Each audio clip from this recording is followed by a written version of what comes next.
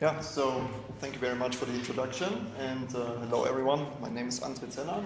I'm a PhD student and researcher at the German Research Center for Artificial Intelligence in Reutlingen, Germany. And today I'm going to present the workshop paper of my co-authors Felix, Kosmalla, Speicher, Florian, Daiber, Krüger, and me about a projection-based interface to involve semi-immersed users in substitutional realities. So, as we already know, everyday virtual reality. So virtual reality is currently moving forward to becoming an everyday technology. And it's about to change the way we work, the way we entertain ourselves at home, and for example, even the way we do sports in our spare time. But when we look at these activities, we see that we are typically not alone. There are typically different kinds of bystanders around, like coworkers, friends, family, or trainers that might want to be part of the virtual reality experience. But when we look at how VR is currently implemented, we see that wearing a head-mounted display primarily isolates the user from his environment.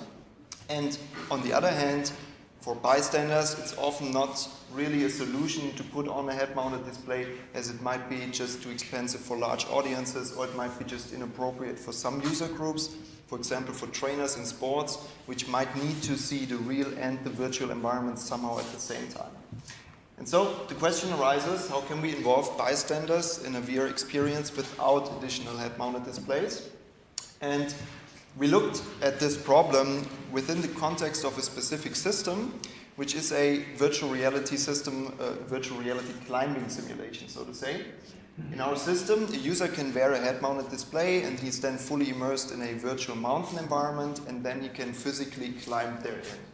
The system can be used for training, for the simulation of dangerous events while climbing, or for games. And we came up with a solution to this problem within the context of this system, which we think generalizes also to other applications. But before I now introduce the bystander interface that we came up with, I first want to introduce the actual system that inspired our solution. And as this system is a substitutional reality system, I first want to shortly recap substitutional reality. So the core concept of substitutional reality is to map different virtual environments onto an existing physical environment. And we do this in an adaptive way. This means we replace all the physical objects in the user's surrounding with virtual objects, so virtual substitutes. And we allow for a certain degree of mismatch between the real and the virtual objects. And this then brings passive haptic feedback to the experience, which enhances the immersion, and it prevents unintended collisions with the real environment, as we somehow mirror the real environment in the virtual space.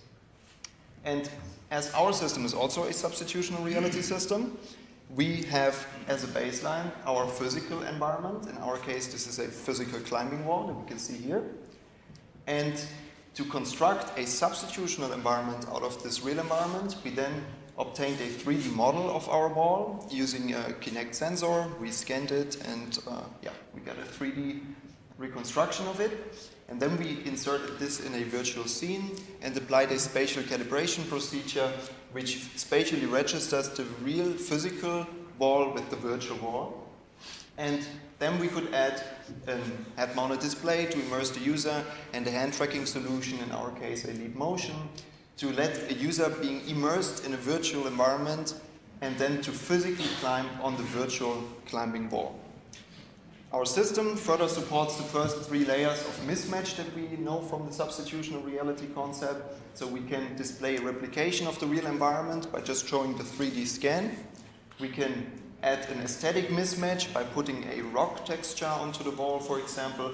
Or we can even add an addition and subtraction mismatch. This means we can add, for example, a whole virtual mountain environment to the scene. In our case here, the virtual Matterhorn environment.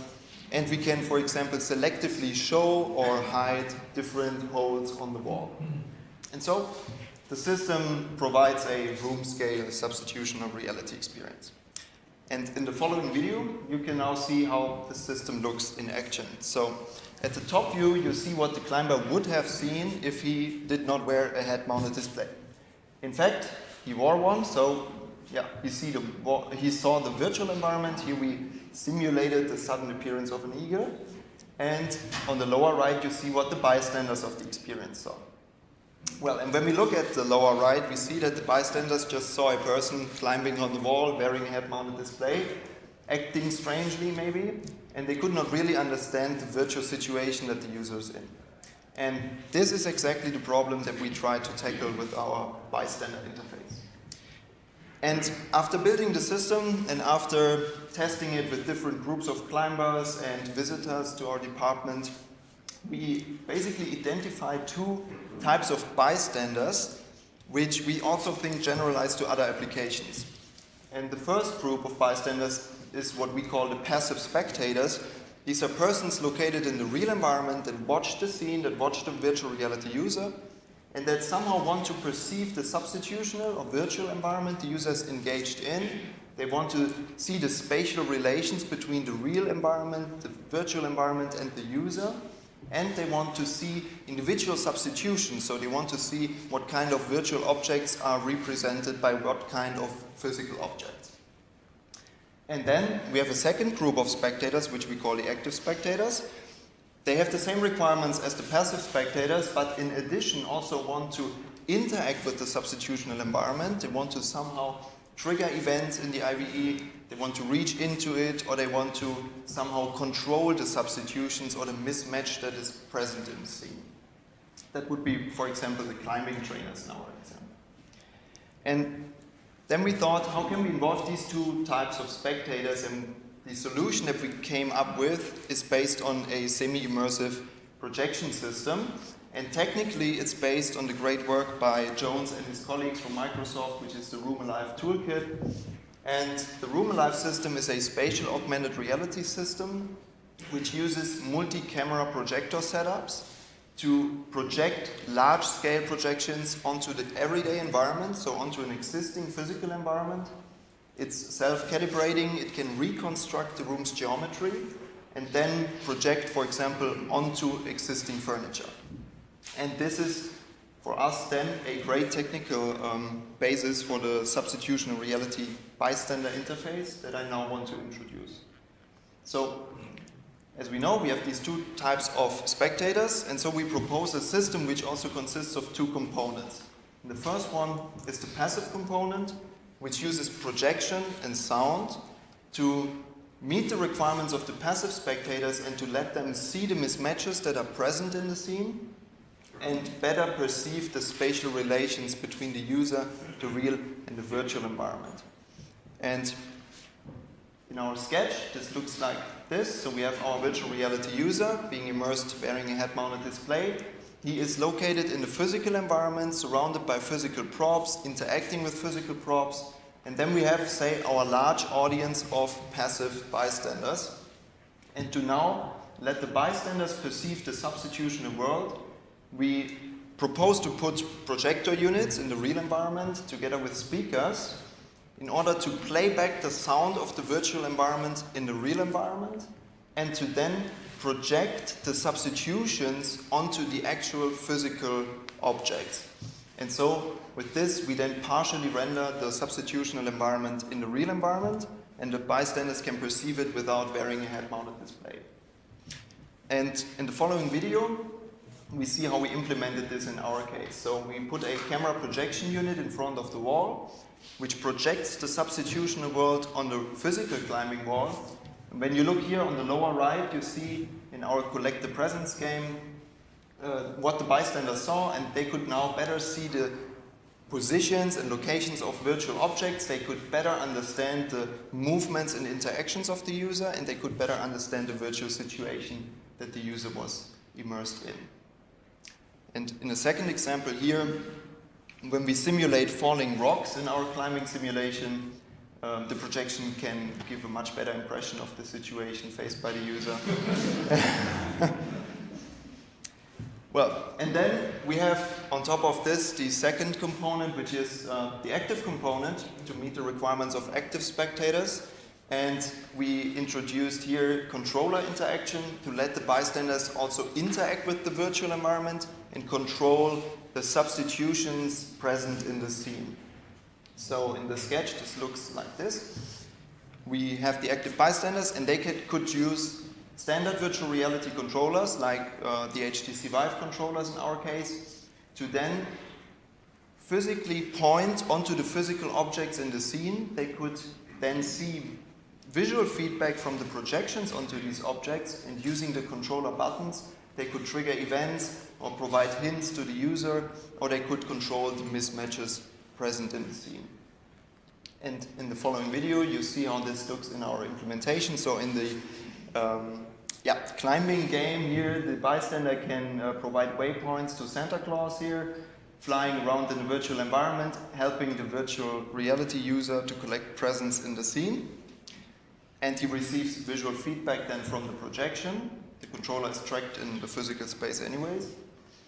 And then a second example here, a virtual reality climbing trainer switched the environment to a night climbing mode and then uses the tracked controller as a virtual torch to highlight specific holes in the virtual environment on the wall and to guide the user through the night climb.